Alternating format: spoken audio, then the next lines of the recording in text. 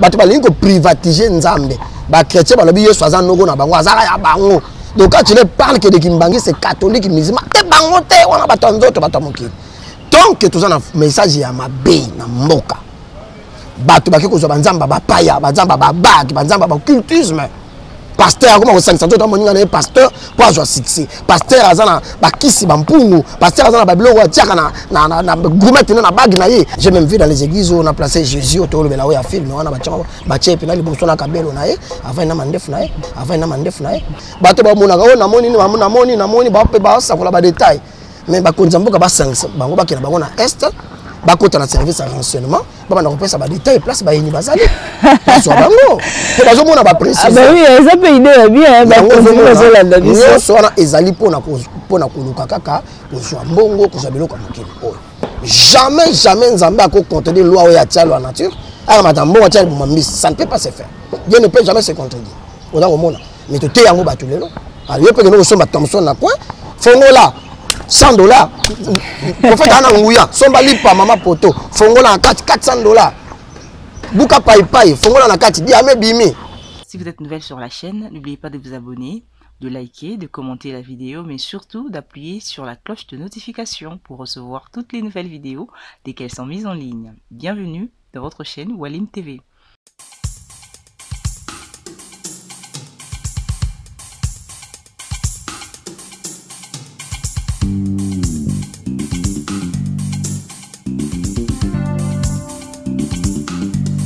L'église actuelle est-elle inefficace? La question est posée. Alors nous allons tenter de répondre à cette question avec mon invité au cours de cette émission. Madame, Messieurs, bienvenue à vous dans votre émission Carte sur table, une émission que vous avez l'habitude de suivre de partout. Et nous vous remercions pour votre fidélité à cette émission. Alors pour ce nouveau numéro, j'ai avec moi encore et toujours Fumu Diwa, le prophète de l'Éternel, appelé aussi Mwana Fumu Kimbangu, avec qui nous allons tenter de répondre au fur et à mesure que nous allons avancer au cours de cette émission à la question qui a été posée. Alors voilà, sans plus tarder, bonjour à vous Fumu et bienvenue à cette émission. Merci Madame Myriam, que Dieu vous bénisse, que Dieu bénisse aussi tous nos frères et sœurs qui sont à Brazzaville, à Angola, partout en Afrique du Sud, qui nous suivent, que Dieu les bénisse tous. Voilà, en tout cas Fumu, sinon une question a été posée, celle de savoir, l'église actuelle est-elle inefficace? Vous êtes serviteur de Dieu, vous êtes prophète d'une une grande église ici à Kinshasa. Et pouvez-vous nous dire par rapport à votre expérience, votre appel, tout ce que vous connaissez, si l'église actuelle est-elle inefficace? Oui, en termes de réveil, parce que lorsque nous parlons de l'église, si c'est dans l'ensemble, nous allons englober les catholiques, les kimbanguistes et tout le monde, le musulman. Mais je pense que l'idée à réponse nanga, je voulais beaucoup plus... tout le bel à l'église oyo tokoko benga sou net réveil, c'est-à-dire bato babimi na ba traditionnel, babimi na catholique, babimi na islam ou ba sali mouvement to bengi réveil, na esprit à réveil wana, pas na ninga confession, mais esprit à réveil. Et l'église est vraiment inefficace parce que déjà il y a un problème au niveau, il y a des dirigeants, les personnes qui dirigent l'église ne sont pas matures, tu vois, et c'est pas évident que va communiquer malamoko biloko ezali immature na bandimi. Nous avons totalement le bandimi, il y a ngomba baza immature. Bref, nous avons magambo église au sala lelo, magamba bana mikie, ba pasteur. C'est parce que déjà les leaders qui nous ont précédés, ils ont très mal communiqué en parlant de Dieu à l'église. Et c'est comme ça que lorsqu'ils ont très mal communiqué nos pères des réveils qui nous ont précédés, c'est ça qui crée aujourd'hui instabilité, inefficacité de l'église à niveau bandimi. Et encore, surtout qui est plus loin en haut, sur le plan scientifique, vous savez que vous êtes sans ignorer que la Bible a été écrite dans un contexte qui est bien déterminé. Et la Bible n'a pas existé avant l'homme, la Bible est venue après l'homme. Mais les scientifiques qui ont écrit la Bible, qui ont expliqué la Bible, intellectuels scientifiques, ça signifie que dans la Bible, il y a aussi des termes scientifiques et spirituels. Mais nos pères de réveil qui nous ont précédés, ils ont beaucoup plus présenté tout sauf pas dans l'aspect spirituel. Ils n'ont pas tenu compte de l'aspect scientifique. Et ça nous amène aujourd'hui dans les interprétations particulières. Lorsqu'il y a des interprétations particulières, il y a une divergence doctrinale. La doctrine est comme ébélée aux abadogmes. Par exemple, on a une vérité pour la biso. On faut me dire, est-ce que nous prophètes nous Nzambe? Nous avons un clientélisme peut continuer dans l'église. Alors, il y a un problème parce que mauvaise interprétation. Il y a la Bible parce que les pasteurs n'ont pas été formés scientifiquement pour comprendre. La Bible, dans la Bible, il y a la vie d'un peuple, dans la Bible, il y a la culture d'un peuple, dans la Bible, il y a des figures d'estime, dans la Bible, il y a des mythes, dans la Bible, il y a des livres poétiques, et tout ça, les pasteurs n'ont pas eu maîtrise. Mais mi biso na ba pour me tourner lelo to question aspect moko to binga aspect moko ezali social na ozo ngana ba père ba président biso ya réveil yo ba communiquer mabe ba présenter ki nzambe nyonso epesa mangana ondima ato salité okozwa ato o tangité o tekité o salelo comme côté Dieu va te bénir tout tombe loko la mane kitaki na se nzamba opesa yamba na yambi lobi okomi riche yango zo mona lelo église ezali pauvre parce que sur le plan scientifique tant pas que dossier il y a mwana nzambe ba engagé na musala mwana nzambe ko memanini dossier à chasseur de démons c'est sans prier en langue il prie pas la langue c'était pas engagé neni to ko prier en langue à tes maman expérience de délivrance le dossier non scientifiquement dans un titre académique mais bato batanga ke mingi te au sala constat au mona que ba papa na biso ba ki avant biso na makamanzambe batanga mingi te ba négligé ki aspect wana pe ba lakse ke batu yo ko la misala te bana nanzangi baza mingi na ba place ya misala te po baza na ba dossier te de deux l'église soko tali ba ndimi lelo bazali na état moko très pauvre oyo ogo situé bango ko tuté passe po na nini balakisaki bango ko sala musala te balakindaki bango ko tanga te balakisaki bango ba formation te ko sala bilanga ko tangisa bato ba comment ko se prendre en charge balakisaki bango aspect mingi beaucoup spirituel matango mba sambela gêner 100 jours 200 jours et ça problème l'église koko inefficace parce que sur le plan matériel et financier et impose à peu bateau.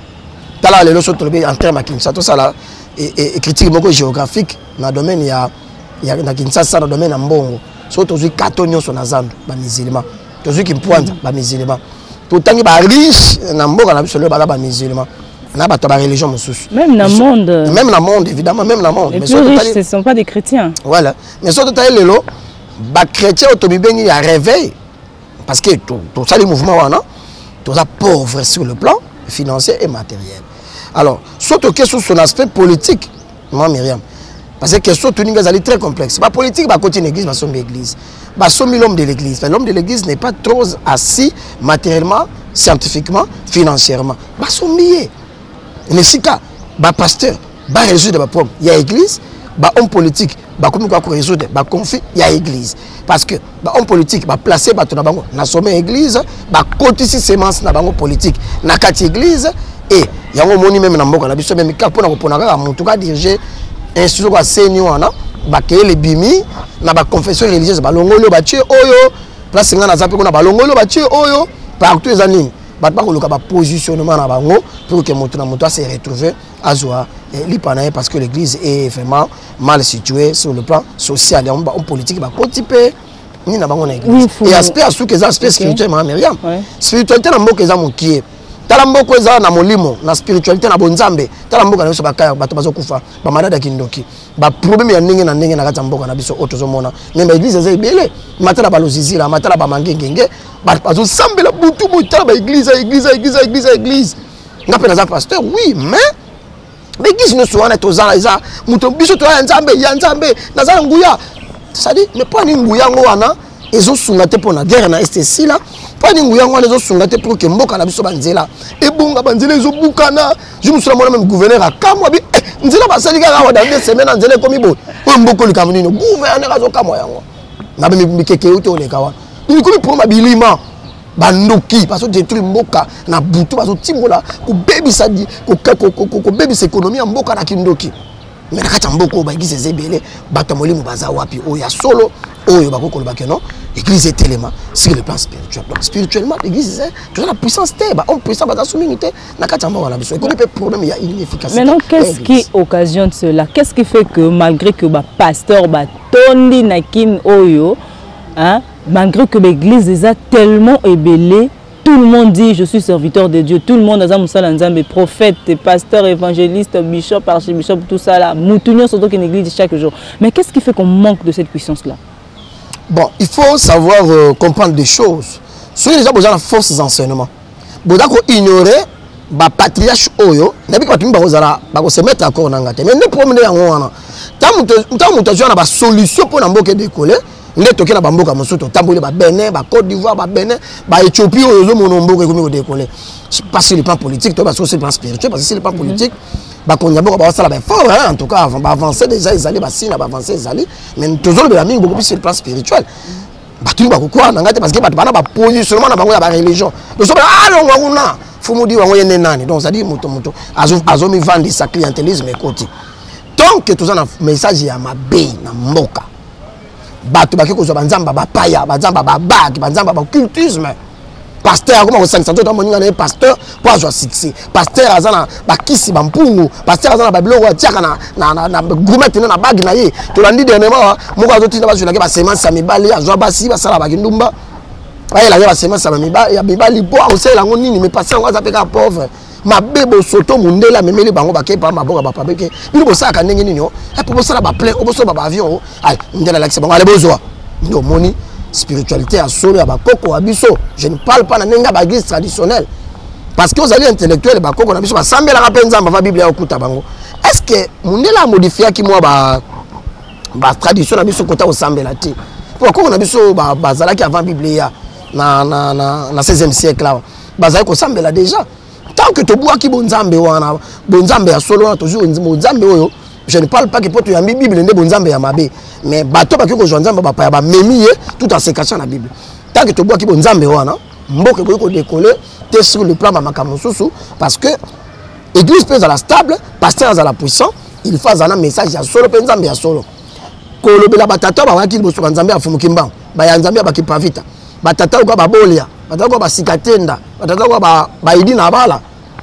batata kelani bazana na biso ba kutana kina nzambe il faut to yeba batata wana secret bazana na nzambe pour chaque mboka ezana ba père nango ba yaka na so ya nzambe na kati ya mboka tant que to buaki bato wana quand tu parles aujourd'hui de fumuki mbango on te taxe ne mutoboko ko mutaboko ozandoki mais bato wana ba sela ki nzambe mboka ki les pasteurs disent mboka Lumumba mboka Kasavubu mboka ya Mbuze mboka ya Fumuki Mbango. Mais lorsqu'il dit mboka Fumuki Mbango, dans quel contexte va placer Fumuki Mbango parce qu'il avait joué quel rôle?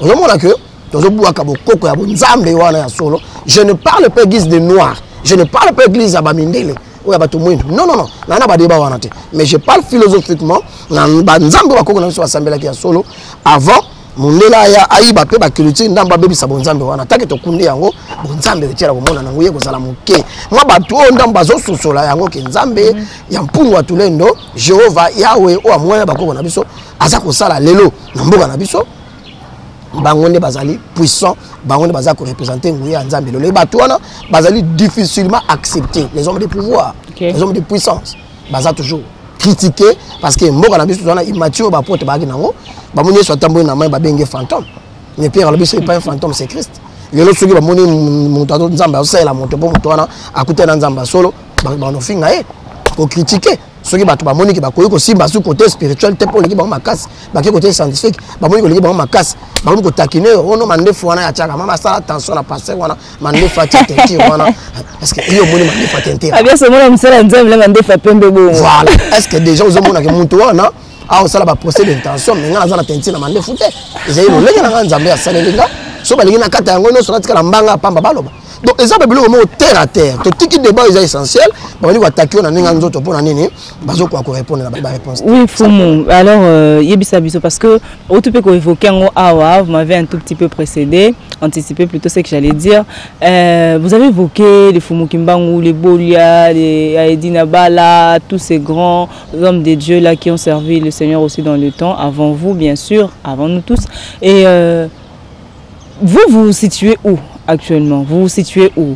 Dans les camps des églises de réveil, des églises traditionnelles, parce que même dans vos prédications, souvent, vous avez souvent l'habitude d'évoquer les dieux des ancêtres, les dieux des ancêtres. Alors, où est-ce que vous vous situez?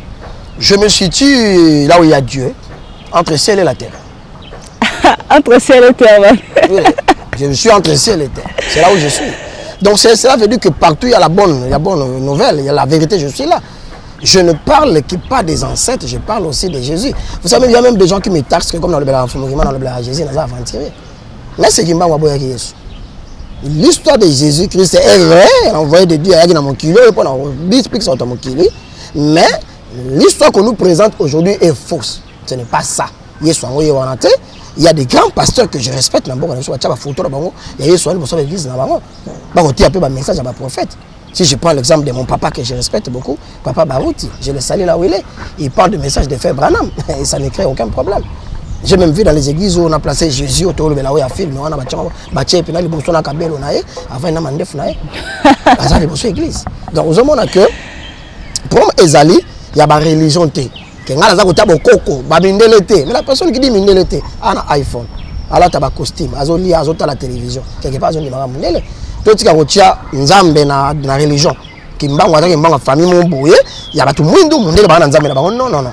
Ngana za na katikati partout Nzambe azana ba Mindele na moto mwendo nazali. Je présente Kimbango comme l'envoyé de Dieu na mboka na biso atinda maki na Nzambe, azali prophète na Nzambe motinda mi Nzambe, oyaki na message et c'est que les Congolais no sayeba Kimbango azali tout na Nzambe. Mais Jésus-Christ a été envoyé par nous pour Nzambe pour na obikisa bato mokili. Je crois à ça. Donc nazali au centre, on a besoin entre ciel et terre. Nazali na katwa. Na pas bon Nzambe ya solo ça. Ya bato so comprendre ngati. Mais quand il faut parler ya bon Nzambe, o lobela bon Nzambe na katikati. Ce qui est monde là le Nzambe na nenga malam. O kondimango, mutu mino le Nzambe malam kondimango. Pourquoi tu n'toka bola Nzambe ya ba minde la paix ba tout le monde la part. Non. Na makia na biso za colère. Mais est-ce que religion moko songolo, le fait d'être na christianisme, le fait d'être je sais pas moi bouddhiste, musulman, tout ça, est-ce que yango de malobiko? Yango de malobiko, yango na solo ba. Ba to ba lingo privatiser Nzambe. Ba chrétien ba lobi yesu azan nogo na bango azaka ya bango. Donc quand tu ne parles que de Kimbangi, c'est catholique, musulman, t'es bangote, on a battu d'autres batamoki. Bah comme ici, c'est ya bango. Est-ce que même yo bon on est normal? On va nous juger maman moi zo qui au sambe na chapelet na batongo tongo. Yo zanza mete modo juger azana fo. Comment yo beli azana fo? Ponza mta ko juger na suka na ngwe bake azana fo. Motema ya mutu nzambe na yebaka. Yo lobi ozana yo sambe na nzamba solo. Mambo sala na nkunza mbo sepia na ngote. Odo benga na satan mais satan na kati na poche na yo. Oyu na bato tso atu poison. Ko finga baninga. Vous avez Satan à poche. Est-ce que c'est normal? Alors, il y a un moniteur comme ça, Nzambe a bisoté, bah, monsieur Bazana Satan. Non. Nzambe a pour la bâtonnier, on a place sur la Nzambe. Il y a solo, ce qui est sous mon ami Nzambe, ça qui est solo, la Bible, la Kondima Yango, ce qui faut que moi, ça qui est solo, la Kondima Yango, on est pour la prescrire la doctrine. Et c'est là où les gens ne comprennent pas. Parce que même ils ont dit que Bangote, Bangote, Baza morte. Yo, il y a Baza morte. Et puis il ne faut pas confondre le kimbangisme et la personne de Kimbango. Nous ne sommes pas les kimbangistes, parce que qu'on parle de kimbangisme, ça signifie le christianisme, ça signifie que l'islam sont des religions. Moi je parle de Kimbango, de la personne de Kimbango, un messager de Dieu, point barre. Je ne suis pas dans le débat à la religion, le débat on n'a pas. D'accord, Foumou. Alors, on va essayer de retourner un peu dans le social de l'église. Vous avez évoqué un aspect là tout à l'heure, au lobby, peut-être qui église, quelque part, ils ont perdre aussi une efficacité. C'est bon, moi je résume ça un peu, disons que quelque part aussi, pauvreté, paix. Et ça, parmi les causes de ça, l'église et perdre pouvoir, et perdre une efficacité face au monde. Alors, actuellement, bon, qu'on se le dise quand même, parce que même on attend ça l'émission, on a un message, ah, t'es mais faut me dire, voyez, il y a ça la ranine, on va tout cacher, changer, tout cacher, on se fait tout on peut la faire tout cacher, pam baté. Il y a changer, tout cacher, on se fait tout cacher à Kanda. Alors que on voit aujourd'hui peut-être, est-ce que le fait que pauvreté, pasteur Rebé bazo vivre dans la pauvreté, lukabota musazate mais alinga za na mutu kamoko le kwa fumu diwa et abi bon tam sous na musolo botam sunga na mbongo ya za na ngote et que faire? Il faut que ça la ko fabriquer ba miracle ba banque na te banini boko tsaba biloko na mituka batu ko frapper dem ko na basimo ba pasteur ba comme ko mana basimo e bala basa mbongo tout ça pour nini asimba ya za na mutuka tam sous neti fumu diwa. Bon, maman me dit moi on lobby ça na vrai ça constat ba tout le monde ba bilo ngo izo sala mana ngo me ngana na kanga mutute pour na mtu anerte mais au moni ngai lelo nazali moto nzamba zwinga dans le néant nzamba zwinga dans le néant ntango na yambi bokonzi nzambe na yekola ko salisa batu ndeni bakabola kalipa na moto nde secret nanga le peu que Dieu a pesa ngana kabola na batu ko salisa batu ko sunga batu.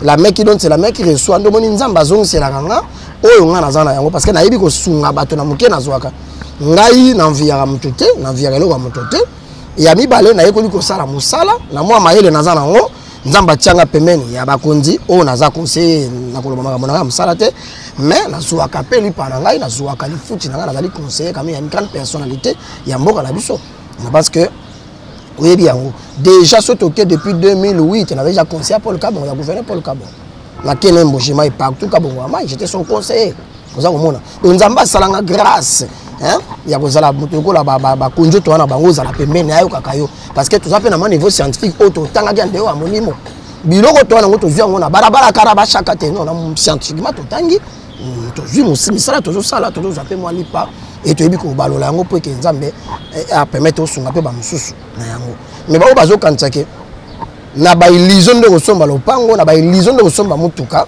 baba na kobotula ka biloko bato comme comportement et mutu akosala ngo amukolo bato basala ngo baba mikolo to pesi bato envie wana parce que peut-être pe biso pe ba pasteur to lakisi bato ninga kozwa biloko ngo te mais to lakisa ba biloko wana yango foto te ya bato ko ke musala nde pesa ka biloko wana nzamba pambola ka te nzamba pambola ka oyo zana yango nzamba pambola ka te nzamba pambola ndeni mko pambola nzambe za molimo te yosko fo comme sango ya nzoto tango Jacob papa na pambola pesa ke bon tata na lobika malobati et puis Jacob a ça musala ne pendant 14 ans comme oyo akoma ke nango nzamba ko pambola ko eso mbongo na bado ekiti otala sac na yo omoni $10,000 eboko passer ko ba benga mwana na classe oza komona na ozomona ngo te eza na problème te bato ba mona ka namoni ba pe ba sakola ba détail mais ba konza mboka ba sangisa bango ba kena bango na est ba kota na service à renseignement ba na kopesa ba détail place ba yini bazali so bango te bazomona ba préciser ah bah oui ça peut idée bien ba konza zola da biso so na ezali pona koluka kaka kozwa mbongo kozwa biloko mokili oyo ngana ko juger ba tuté na li juge ba tuté pour na milobela ke ngai nde naza asolo ba musu baza lokuta non naza na intention wana te otuninga motuna moto ayeba ke sœur aza na kati église aza na kati ya permanence so frère ayeba ke nzamba ko pambolo na kati ya permanence te ofandika pamba so ko tanga ke no tanga yokola musala na yo teka talipa teka takuanga ozwa bénéfice otonga bomoyi na yo ndento madi wa asala ngala ke na Nigeria déjà na balan lokola ba 2010 na usomba ba biloko na oteka na ke ba Chine na ba neni na ke Angola na age nini na ke na koti kabinda na ke Tilonda usomba ba biloko pona teka na ke Benin toza ba équipe oyo to bandaki tango mabi yomba bando kende ba Benin biso na ba match to aki pena bato oyo to kota ba Benin wana kosomba ba biloko nga même kutira mabi yomba na yeba ki na ke ba Mali wana noso na oteka mais lelo soki na s'organiser na mo mokeo na za nango lipa oyo na ngo mokie na mpena comité mais baninga bayeba ke ba nzemba bayeba ke zaka te na zero pona bara ba shika non bayeba ko sala musala batanga classe et oui que tilo na tanga ali susu là que susu université pona mata so niveau aboyebi on a zana yango je suis pasteur je suis journaliste aussi là scientifique oza komona donc so ba tia ngo na mutu na bango biloko koyiba biloko ba te aussi là pa mundi me okuta na prophète ava kota na biro ne mundi malongoli ba bagi na ba chenta simsile kinaye ouais bi so ka koti kuna mavunda ngo bi mate yo so biso ndeto fingisi baba muyaka moka fingisa ba ya nyonso donc c'est comme ça mais il y a un miracle peu pasteur comment on comme miracle maintenant je sais pas que non vino ko changer ce côté jeune il y a 50 jours vino ko changer ça la jeune on a nzamba pamola nga na jeune mais yo nzamba pamola ka on a jeune te lelo bato ba oke ba lozizi là ba oke ndeba ko sambeleza mabete ba mange ngapi na kenda kuna mais na tango na ba ko sa misala te ba oke tanga te ba oke teka te faut pas que nous sa misala ba ko sambela na bango ozongi ke nzamba yoki ngala bi na 2 semaines azo pambola nga na libala na ozwa mutuka danger mo sala te oteka te ozonde c'est erreur ya communication na lobiki ba teke ba tumabe ne baza ko envier baninga ko envier ne biko bota ba jalousie ko finga baninga ko chaba ba poison ko monter ba ba coup poka ko isa moninga ko nzamba za ko matsa moninga na mboka na biso bongo ngaza na baninga ibele na libana mboka na ye invité na ba action mingi na libana mboka na ba papa Chalo ya Mangembo na ba grand homme de Dieu mboka na biso na ba Benin na ba Poteos ils a ba structure bengi sa ba grand homme de Dieu a Jono mon ami a Jono na Lomé maman Olanga bengi sa na symposium paix à son âme maman Olanga a côté par maman Olanga et vous savez qu'à l'époque maman Olanga bengi sa n'importe qui ba papa Chalo na Mangembo ba parrain à ba Mangembo mais le papa quand il m'a vu na Poteos il m'a dit tu es congolais de Kinshasa, il dit oui, il m'a salué et dit en tout cas félicitations, je cite les noms parce que ils ont pas parcours tout ça là. Papa Chalo a dit non et puis c'est moi qui devais clôturer le dimanche. J'étais fier de voir papa va na sima ngana olo bali bosa papa. Donc ils appellent biloko moko boye koyeba que mutu fo mitonga yo moko spirituellement scientifiquement faut sa position là. Yo yo ata ko envia baninga yo moninga ndazu biloko na. Et puis na kina le mbo envia mutu. Babimba oboba okoma bangoma ba kosanza ba mbongo bo bimisa mbongo na ba sac Je trouve ça un peu inexplicable. Ils disent que Yesu abimisa ki mbongo na monoko ya mbisi. Moni immaturité scientifique. Là où ils interprètent la Bible, il y a des livres. Dans la Bible, il y a des figures de style, il faut aux contexte, il y a des cambalobeli. Abimisa ki mbisi na monoko, abimisa ki mbongo na monoko ya mbisi. Et mutaote yango c'est un théologien le appelle français kitoko. Yesu mona mbongo na monoko ya mbisi. Ba loba ki mbisi, ba teki ba futi mpako. Jamais Nzambe a contrôler des lois ou ya tia loi nature. Ah madame mbongo tia mbisi, ça ne peut pas se faire. Dieu ne peut jamais se contredire. Oda komona mais to te yango batu lelo alors pe que nous sommes Thomson na coin fongola $100 prophète ana nguya somba lipa mama poto fongola na kati $400 buka pai fongola na kati dia mebimi et là bino bato botangi bato scientifique ba journaliste bozo ndima babiloko wana so to madi wa lobi alonga kuni azo kanzeli mande fois na tete ntero bon pasteur bazo misa sac ba mbongo na ba sac ba débat ezana niveau te ke mandefo débat ezana niveau yaka to beta biloko ya mutu n'est pas ce débat ici. Pour un pasteur, vous savez, si je suis à une place, vous avez 100 000 $, pour venir à il y a sac. Non. Les surnaturels. On a un juge na bango te qui nous tourne na bango. Bala batata mikolo babini ba ko sala qui nous tourne na bango mikolo ko mulai. Tia bango miko. Ba pour le mamba ko sala. Ngana représentant na bango ya ba on va sala te. Na boye ko odi ngala sani non. Ba yi mamba ko sala. Ba sala ngala pour tout le monde. Avec des chaînes de télévision amateurs, vous amenez $100, on vous donne l'espace de 4 espaces par semaine. Tu vois, des chaînes que moi je ne peux jamais aller dans la chaîne. Voilà. Bon, on va faciliter, comment il y a un programme, on va faire un ça, on va faire la chaîne. Bon, il y a un programme, on va faire ça, on a une chaîne, on va faire pour $60. Et bah, on va faire la chaîne à TV la semaine, on a 6 émissions. Moi, on a combien des émissions? 24 émissions par mois. Bah, c'est vraiment une chaîne TV. Bon, on est allé, nous avons commencé à la chaîne télé là-bas. Nous avons pas la bango, nous avons pas chaîne, nous avons pas la bango. Ceux qui sont la chaîne, nous avons pas la bango. Bah émission souvent on a semaine, on a 6 émissions, 24 émissions par mois, diffusion par mois. Mais à 5 ça 10 personnes.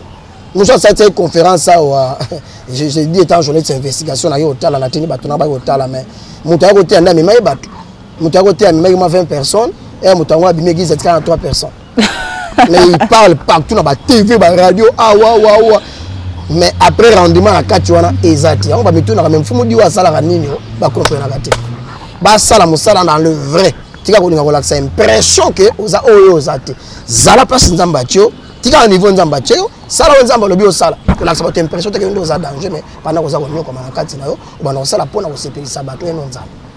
Ok, mais sinon, vous pouvez toutefois nous dire aussi, parce que au moment qu'il y en a Awa, il y a eu des jeunes, hein, des jeunes gens, des jeunes prophètes, des jeunes serviteurs, Nababumbu, Baselimba ou tout ça, Babima pe na rombo ya Fumudiwa, Bana Fumudiwa. Il paraît que Bimisa Bana Mobu, mais Bado ça vraiment terrible, Bimisa Batunakata Mabulu, Kodinza Mabulu, Badelivance, Moko ya vraiment que là le Biwana, ça vraiment terrible.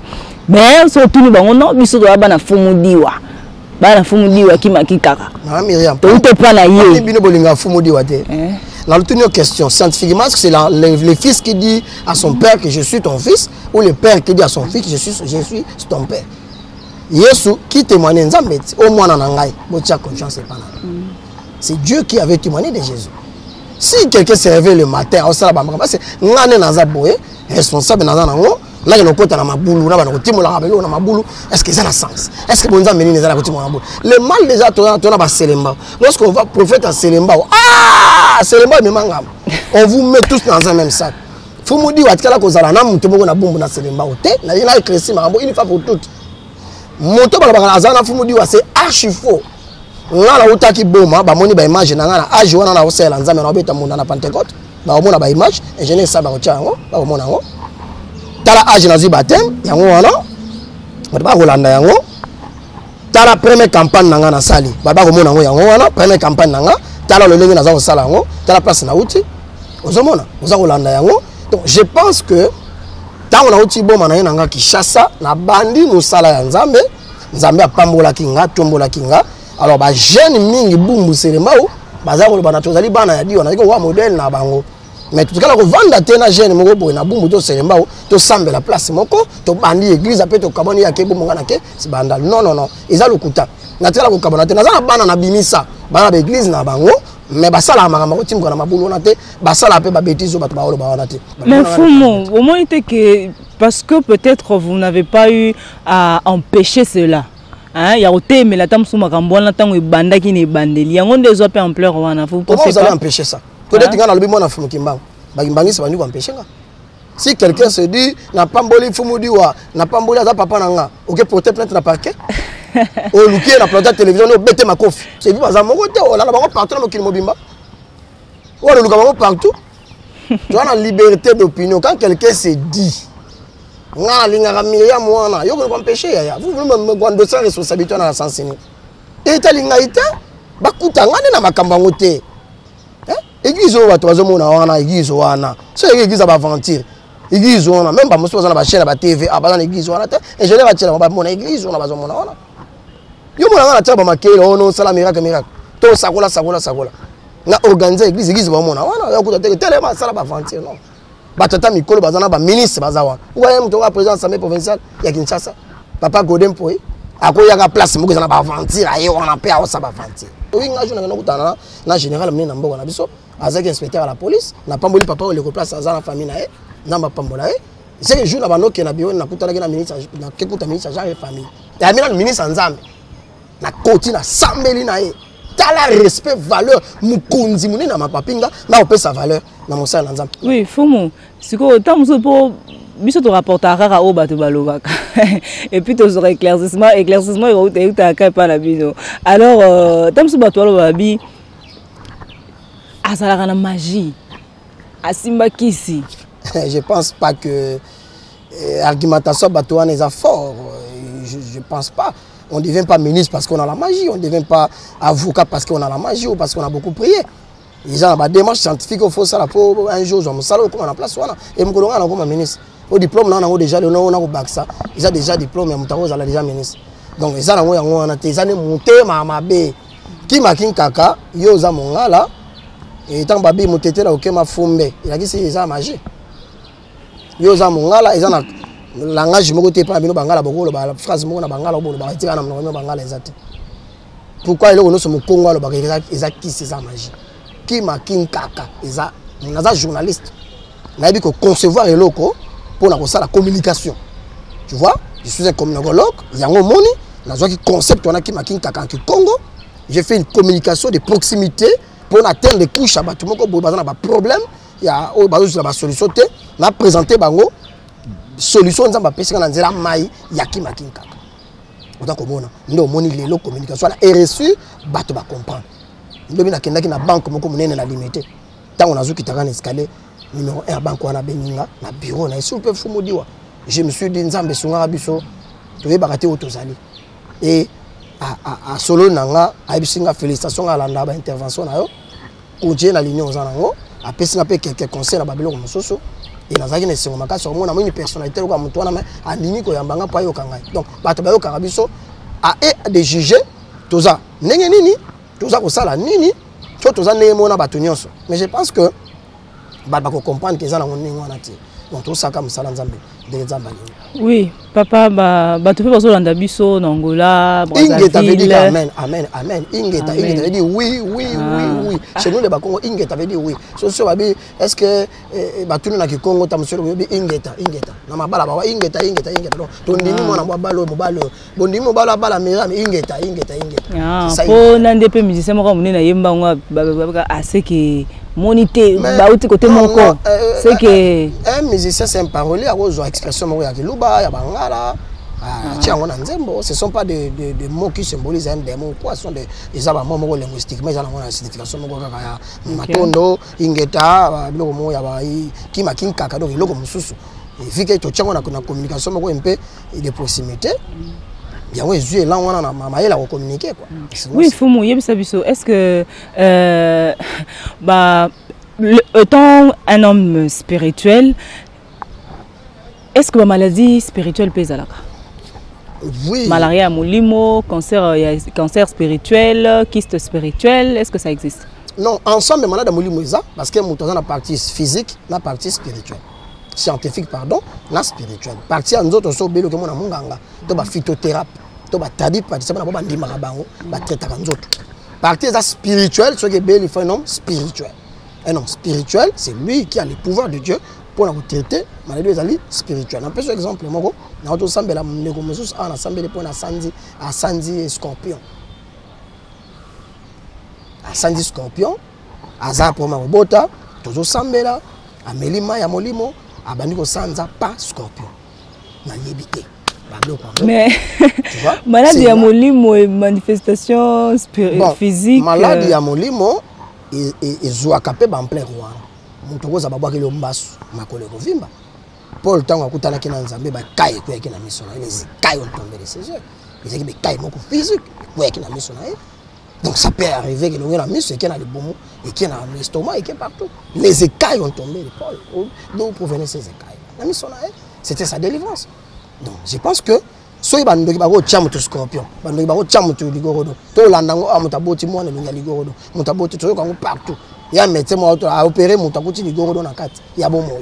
Donc si biloko wana ezali kindo ki évoluer pour na ko bebisaka bato ko tchabilo mabe. Pourquoi pas nzambe na souveraineté na ya ko sopanguya na ye pour être ba sané pe ba salsa bato ba bikisa bato biloko wana bina tout avant. Qui vous a dit que eloko eza na kati bina raté? Yo sa nzambe pour la ki bina raté. Au kateli nzambe mondelo ninga ko salela. Non.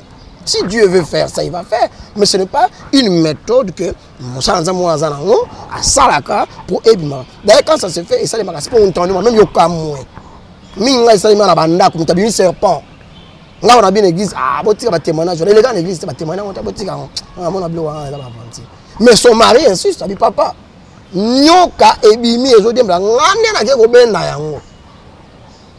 je pense que la image, Bazali, Mobile Azali, Maman Azali. Neti basi msuta msusa sabota raté parce que bakanga mabota na bondoki. Bon, ça peut arriver. Oui, maman Myriam, moi je vis ça. Mon bali bandoki ba mvuté azobota té. Tout le monde a yango kindokeza. Et ko compliqué muto mabota na. Mingo zomona bazobota té na banda kwa ozomona bango wana. Ils promoga bondoki akota ba hydro ba kuta ba docteur.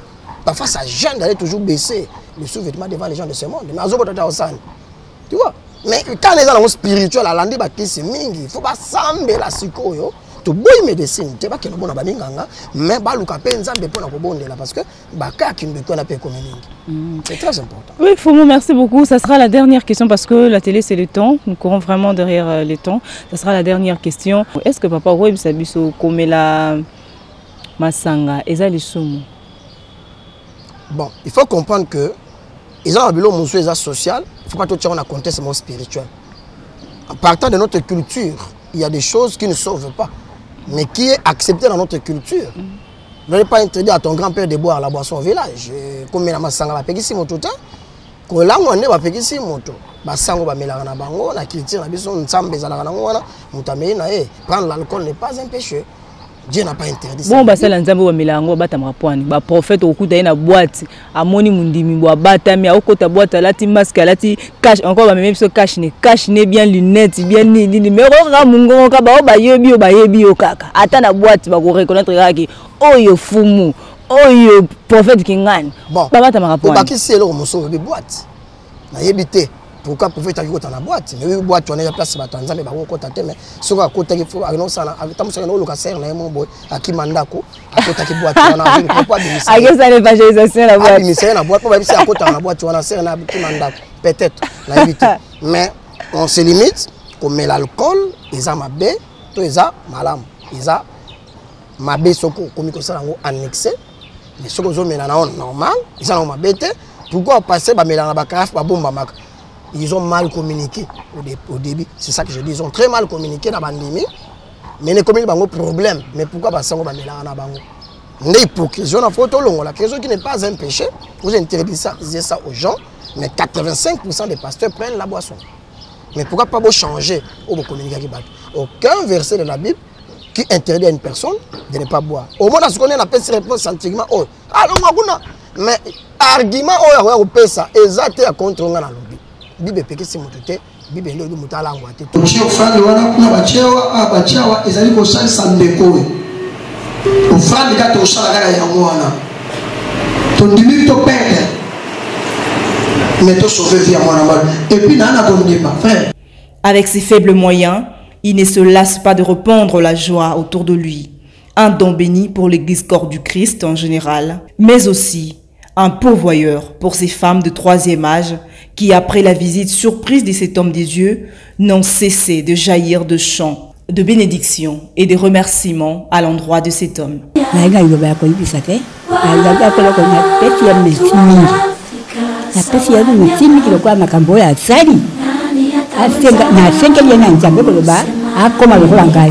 Fumu Diwa est aussi une personne qui sait partager son pain avec ceux qui sont affamés et encourager ceux qui se battent pour gagner un pain à la sueur de leur front.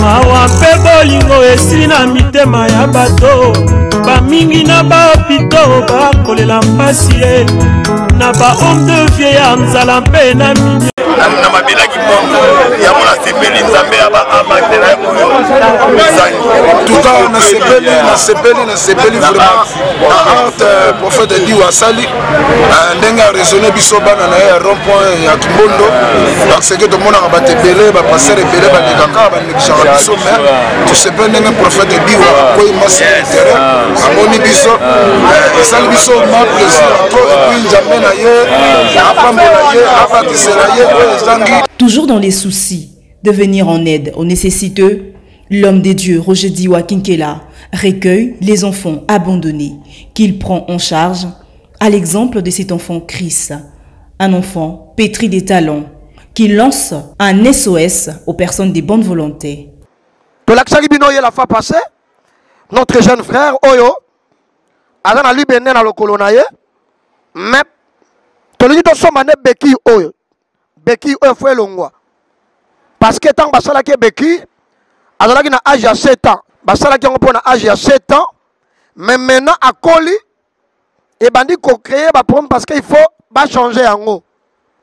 Mais tout na ki ba prix ça trop cher. Nakosenga na bandeko nyonso bazolanda na mikili ya poto bisika nyonso bozali bosunga nga pona mwana na difficulté makasi Beki o basenga yango $900 pour basomba yango. Combien? $900. Précisément toi na mbongo te. Atangi classe na ngola nzambe lelo akomi na première seyoka na ngola nzamba diyo ande mtasali ngolo pota koma na classe. Na osenga na bandeko nyonso boza na monde entier. Ok, alors merci à vous de partout. Depuis l'Angola, Congo-Brazzaville, Kinshasa, dans le province, ailleurs, partout. Vous êtes nombreux à suivre cette émission. Merci de votre fidélité. En tout cas, nous sommes arrivés à la fin. Merci parce que vous nous avez suivis pendant tout ce moment et j'espère que vous avez beaucoup reçu de tout ce qui a été dit au cours de cette émission. Alors, que Dieu vous bénisse. À très bientôt pour un nouveau numéro de votre émission Carte sur table. Si vous êtes nouvelle sur la chaîne, n'oubliez pas de vous abonner, de liker, de commenter la vidéo, mais surtout d'appuyer sur la cloche de notification pour recevoir toutes les nouvelles vidéos dès qu'elles sont mises en ligne. Bienvenue dans votre chaîne Walim TV.